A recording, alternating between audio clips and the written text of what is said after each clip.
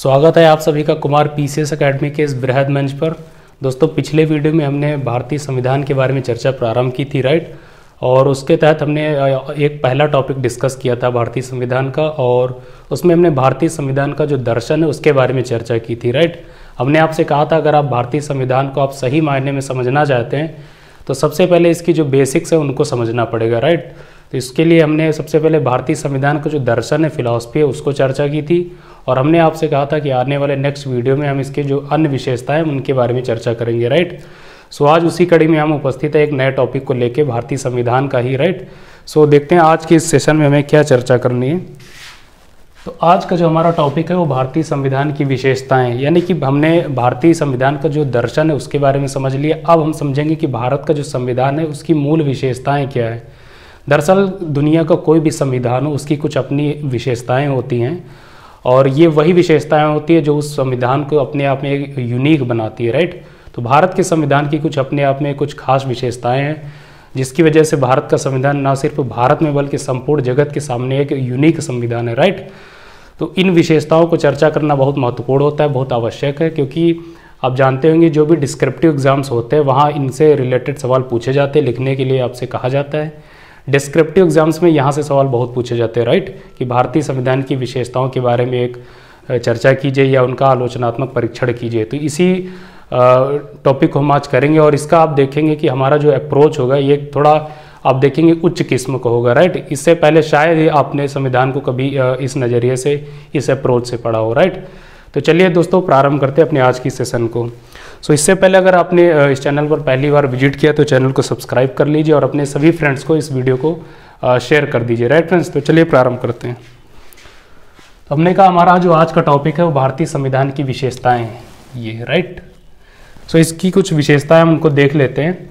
इसकी विशेषताएं अपने आप में कई सारी हैं, लेकिन हमने उनको पॉइंट वाइज बिंदुवार लिख दिया है, इससे आपको समझने के लिए थोड़ा सुविधा हो जाएगी, राइट।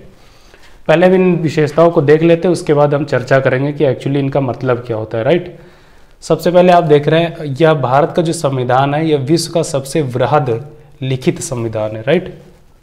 सबसे बड़ी विशेषता यही है। देखिए विश्व में जितने भी लोकतंत्र हैं उनके अपने आप, सबके हर लोकतंत्र के ज़्यादा से ज़्यादा आप देखेंगे कि उनके अपने संविधान है, राइट, और हर संविधान की अपनी विशेषताएँ हैं। लेकिन भारत का जो संविधान ये दुनिया का सबसे वृहद, न सिर्फ वृहद बल्कि सबसे व्यापक लिखित संविधान है। भारत के संविधान से पहले भी बहुत सारे लिखित संविधान हैं, जैसे अमेरिका का संविधान, लेकिन अमेरिका का संविधान आप जानते हैं बहुत ही छोटा है। अमेरिका के संविधान में आप जानते हैं केवल 7 आर्टिकल से 7 अनुच्छेद है, राइट। लेकिन भारत का संविधान आप जानते हैं कितना व्यापक संविधान है। यहाँ पर मूल रूप से आप जानते हैं 395 अनुच्छेद थे, वर्तमान में जो इनकी संख्या बढ़कर 444 हो चुकी है, राइट। तो अपने आप में ये इसकी एक विशेषता है कि सबसे व्यापक संविधान, न सिर्फ व्यापक बल्कि लिखित संविधान है। वहीं आप जानते हैं ब्रिटेन का जो संविधान है वो लिखित संविधान नहीं है, राइट। तो सबसे पहली बात तो यही है। दूसरा, संविधान की सर्वोच्चता, यानी आपकी कॉन्स्टिट्यूशन में ये बात कही गई कि भारत में किसी भी दूसरी अन्य अथॉरिटी की सर्वोच्चता नहीं होगी, जिसकी सर्वोच्चता होगी वो किसकी होगी, तो संविधान की सर्वोच्चता होगी, राइट। यानी भारतीय लोकतंत्र में सबसे सर्वोच्च क्या है, तो है भारत का संविधान, राइट। कोई भी ग्रंथ, कोई भी महाकाव्य या कोई भी पौराणिक ग्रंथ भारत में सर्वोच्च नहीं है। तो भारत में सबसे प्रामाणिक, सबसे सर्वोच्च ग्रंथ कौन सा है, तो भारत का संविधान है, राइट। तो ये दूसरी इसकी विशेषता है। तीसरी, दृढ़ एवं लचीले संविधान का मिश्रण, यानी क्या, रिजिडिटी और फ्लेक्सिबिलिटी। यानी भारतीय कॉन्स्टिट्यूशन में आप देखते हैं कि यहाँ इसमें आपको रिजिडिटी और फ्लेक्सिबिलिटी दोनों का मिश्रण आपको देखने को मिलता है। क्यों? इसका मतलब ये हुआ कि भारत के संविधान में जो भी अनुच्छेद हैं या जो भी नियम कानून है उनको संशोधन करना या उनको संशोधित करना इतना ईजी काम नहीं होता, उसके लिए एक जटिल प्रक्रिया होती है। आप जानते हैं कि संसद में लोकसभा और राज्यसभा के द्वारा पारित होना अनिवार्य होता है, उसके बाद फिर राष्ट्रपति की स्वीकृति आवश्यक होती है, राइट। तो इसी वजह से देखेंगे प्रोसेस काफ़ी जटिल हो जाता है। तो चीज़ों को मैनिपुलेट कर पाना लोगों के लिए या जो भी गवर्नमेंट होती है उसके लिए आसान नहीं होता है। इसी के लिए बोला जाता है कि रिजिड कॉन्स्टिट्यूशन। प्लस दूसरा, फ्लेक्सिबिलिटी का मतलब यहाँ ये है कि यहाँ बहुत सारे अनुच्छेद ऐसे, बहुत सारे प्रावधान ऐसे हैं कि उनको एक साधारण प्रक्रिया के द्वारा संशोधित किया जा सकता है, राइट। यानी उसके लिए विशेष बहुमत आप जानते हैं उसका प्रावधान नहीं होता है। सो इसी वजह से इसको फ्लेक्सिबल भी बोला जाता है। यानी ये एक इसकी विशेषता है कि ये एक अपने आप में एक रिजिड एंड फ्लेक्सिबल जो दोनों का एक मिश्रण है, राइट। इसकी नेक्स्ट की बात करें विशेषता, तो वह एकल नागरिकता का सिद्धांत। भारत में आप जानते हैं कि एकल नागरिकता यानी सिंगल सिटीजनशिप का कंसेप्ट है। दुनिया के अन्य देशों में आप जानते हैं, जैसे फॉर एग्जांपल अमेरिका, यूएसए, वहाँ पर दोहरी नागरिकता का कंसेप्ट है, राइट। यानी कि आप अमेरिका के भी सिटीजन होते हैं और वहाँ के पार्टिकुलर किसी स्टेट के भी सिटीजन होते हैं, राइट। लेकिन इंडिया में ये नहीं है। इंडिया में जो भी जितने भी सदस्य हैं, जितने भी नागरिक हैं, वो सिर्फ और सिर्फ भारत के नागरिक हैं, ना कि किसी राज्य के, राइट। या आप यूँ समझ सकते हैं, जब किसी दूसरे देश के व्यक्ति को भारत की नागरिकता दी जाती है तो वो किसी भारत के राज्य की नागरिकता उसको नहीं मिलती है, उसको भारत देश की नागरिकता मिलती है, राइट। तो यहाँ पर सिंगल सिटीजनशिप का कंसेप्ट है, तो अपने आप में ये भी एक विशेषता है। तीसरा, स्वतंत्र न्यायपालिका। स्वतंत्र न्यायपालिका यानी कि इसके साथ आप ये कह सकते हैं कि इंटीग्रेटेड जुडिशरी, राइट। ये इंटीग्रेटेड जुडिशरी कहने का मतलब आप जानते हैं यहाँ पर एक हायरार्की बनी हुई है कि टॉप पे क्या है आपकी सुप्रीम कोर्ट, उसके बाद क्या है डिफरेंट हाई कोर्ट्स हैं, उसके बाद फिर आप जानते हैं कि सो मैनी डिस्ट्रिक्ट कोर्ट्स हैं, राइट, फिर सेशन कोर्ट्स हैं। ये यहाँ पर आप देखते हैं कि हायरार्की बनी है इंडिया में, राइट। यानी कि यहाँ पर कोई अलग अलग आपकी न्यायालय नहीं है, एक इंटीग्रेटेड है। सबसे टॉप पे सुप्रीम कोर्ट, फिर हाई कोर्ट, फिर डिस्ट्रिक्ट कोर्ट्स, ये सारे, राइट। और ये जितनी भी न्यायपालिकाएं हैं, इनको ये अपने आप में इंडिपेंडेंट है, स्वतंत्र, इनको संसद जो है कंट्रोल नहीं कर सकती, ये अपने आप में इंडिपेंडेंट है, राइट। यही है स्वतंत्र न्यायपालिका का सिद्धांत। तीसरा, वयस्क मताधिकार। इसको कई बार यूनिवर्सल एडल्ट फ्रेंचाइज के नाम से जाना जाता है। ये कई बार एग्जाम से पूछा गया है कि what is the meaning, actual meaning of universal adult franchise. तो इसका मतलब यही होता है कि भारत में वयस्क मताधिकार का मतलब ये है कि वे सभी सदस्य जो 18 या 18 साल से अधिक की आयु प्राप्त कर चुके हैं, उनको जो है स्वेच्छानुसार वोट देने का अधिकार प्राप्त है, राइट। और आप जानते हैं दुनिया के बहुत सारे ऐसे देश हैं या ऐसे देश रहे हैं जहाँ पर ये यूनिवर्सल एडल्ट फ्रेंचाइज का कंसेप्ट नहीं लागू था या अभी हाल ही में लागू हुए, राइट। तो भारत में आप जानते हैं जैसे ही कि भारत आज़ाद हुआ या भारत का संविधान लागू हो गया था, उसके बाद से ही आपको ये जो यूनिवर्सल एडल्ट फ्रेंचाइज का कंसेप्ट है ये आपको दे दिया गया था, राइट। तो ये अपने आप में ये भारतीय संविधान की एक सबसे बड़ी विशेषताओं में से ये भी एक शामिल है। नेक्स्ट, FR मतलब फंडामेंटल राइट्स एंड FD मतलब fundamental duties of the citizen. यानी भारत के जो नागरिक हैं उनको यहाँ पर कुछ फंडामेंटल राइट्स यानी मौलिक अधिकार दिए गए हैं, जिनके हनन होने पर वो तथाकथित या संबंधित व्यक्ति उच्च न्यायालय या डायरेक्ट सुप्रीम कोर्ट जा सकता है, राइट। यही नहीं, आपको मौलिक अधिकार तो दिए गए, उसके साथ कुछ आपको मौलिक कर्तव्य भी दिए गए। यानी हर व्यक्ति के कुछ मौलिक कर्तव्य हैं जो उसको अपने राष्ट्र के प्रति समर्पित होने चाहिए, राइट। तो ये अपने आप में एक ये भी विशेषता है। दूसरा, विधि का शासन यानी रूल ऑफ लॉ। आपके इंडिया में यानी कि भारत में रूल ऑफ लॉ के द्वारा चीज़ें चलती है, राइट। यानी कि सबके लिए चीज़ें समान है, सबके लिए रूल्स इक्वल है, किसी के लिए कोई डिफरेंट रूल्स नहीं है, राइट।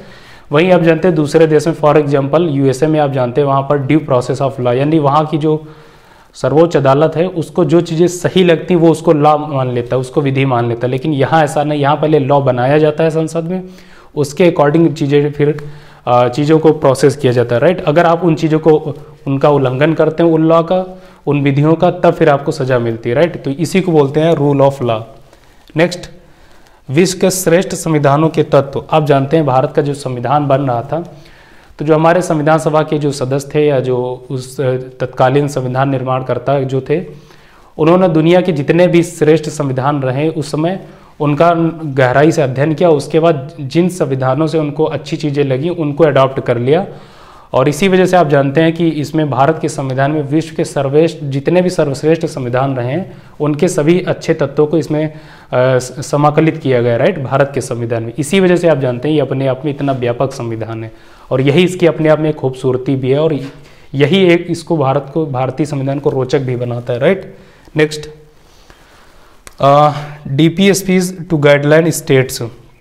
आप जानते हैं बेसिकली कि भारत के संविधान में नीति निर्देशक तत्वों का सिद्धांत दिया गया, राइट। इसका मतलब ये होता है कि नीति निर्देशक जो तत्व हैं यानी DPSPs हैं, ये भारत के जितने भी सभी प्रांत हैं, राज्य सरकारों की एक गाइडलाइन, ये दिशा निर्देश करते हैं कि आपको किस दिशा में आपके रूल्स रेगुलेशन बनाने चाहिए या आपको कौन से लक्ष्य प्राप्त करने चाहिए। अगर आप उन लक्ष्यों की तरफ बढ़ रहे हैं तो इसका मतलब ये आप सकारात्मक रास्ते पे चल रहे हैं। आपका जो लक्ष्य है, आपका जो भारतीय संविधान का जो एक सर्वोपरि गोल है कि भारत को एक कल्याणकारी राज्य के रूप में स्थापित करना, आप उसकी ओर तत्पर है, राइट।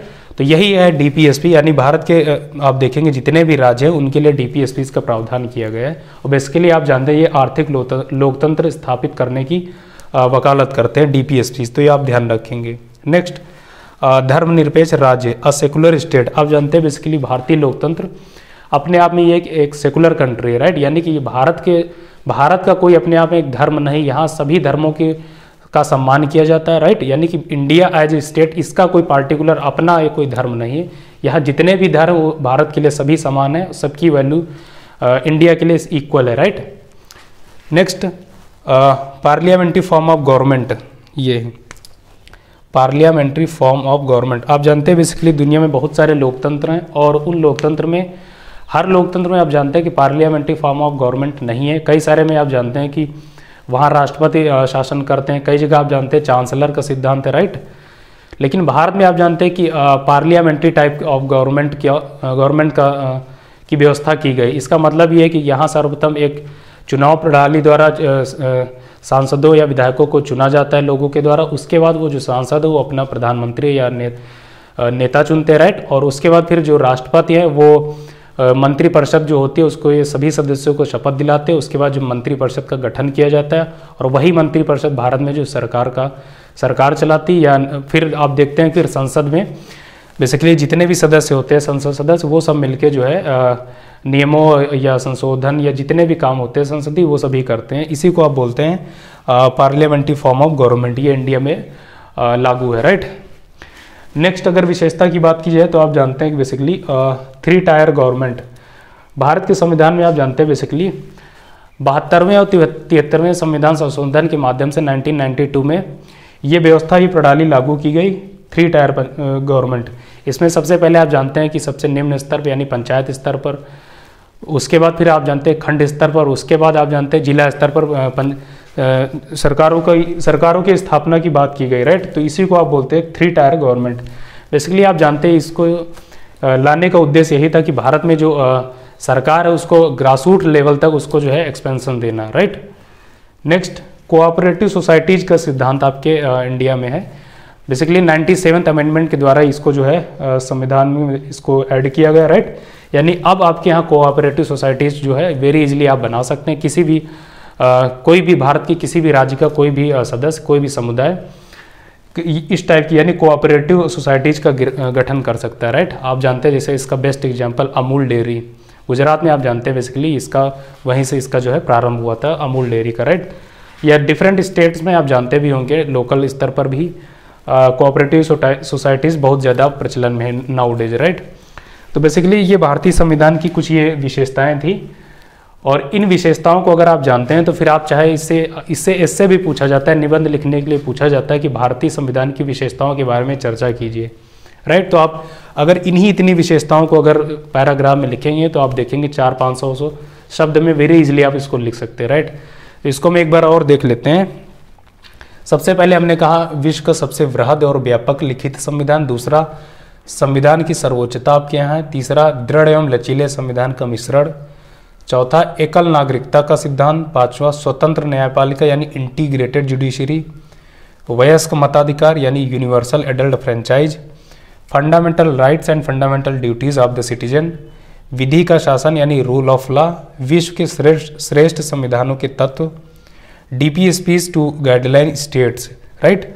नेक्स्ट, धर्मनिरपेक्ष राज्य यानी अ सेकुलर स्टेट, तीसरा है। नेक्स्ट है पार्लियामेंट्री फॉर्म ऑफ गवर्नमेंट। उसके बाद आप देखते हैं कि नेक्स्ट है आपका 3 टायर गवर्नमेंट और कोऑपरेटिव सोसाइटीज। ये बेसिकली ये जो इतनी विशेषताओं के बारे में हमने चर्चा की, ये वो विशेषताएं जो भारत के संविधान को अपने आप में एक यूनिक संविधान घोषित करती है, राइट। बेसिकली आप जानते हैं कई बार जो आपके पॉलिटिकल थिंकर हैं उन्होंने इसकी आलोचना भी की है भारतीय संविधान की या इन विशेषताओं की। कुछ लोगों ने ये कहा कि भारत का जो संविधान ये एक बारोड कॉन्स्टिट्यूशन है बेसिकली, क्योंकि इन्होंने जो है संविधान निर्माताओं ने दुनिया के संविधानों से चीज़ों को अडॉप्ट कर लिया, राइट, बारो कर लिया। उसके बाद ये कहा जाता है कि जो गवर्नमेंट ऑफ इंडिया एक्ट 1935 था सीधे सीधे उसको अडॉप्ट कर लिया गया, इसमें एज सच न्यू कुछ नहीं है, ये लोगों के द्वारा इसमें जो है आलोचना की जाती है, वो एक अलग चीज़ें हैं। अगर आपसे आलोचनात्मक परीक्षण के लिए कहा जाए तो आप वहाँ पर जो है इन बिंदुओं को लिखेंगे, राइट। लेकिन अगर विशेषताओं के बारे में केवल आपसे चर्चा करने के लिए कहा जाए तो आप इन सभी बिंदुओं को लिख सकते हैं, राइट फ्रेंड्स। तो दोस्तों आपने देखा होगा कि हमने आज की सेशन में भारत के संविधान की विशेषताओं के बारे में एक ओवरव्यू लिया और हमने एक नई अप्रोच के साथ इसको डिस्कस किया है। आई होप कि आप इस वीडियो को, इस सीरीज को एंजॉय कर रहे होंगे और इनफैक्ट मुझे जहाँ तक उम्मीद है कि आप इस पॉलिटी को या भारत के संविधान को एक नए अप्रोच के साथ शायद पहली बार पढ़ रहे हो, और अगर ऐसा है तो आप इस वीडियो को लाइक करें, राइट। और अगर आपको ये वीडियो पसंद आया, अच्छा लगा, तो आप अपने दोस्तों के साथ शेयर करें, राइट। तो दोस्तों इन्हीं शब्दों के साथ अब उपसंहार करना चाहता हूँ। मिलेंगे पॉलिटी के किसी नेक्स्ट वीडियो में, फिर ढेर सारी बातें होंगी। तब तक के लिए बाय बाय, नमस्कार, जय हिंद।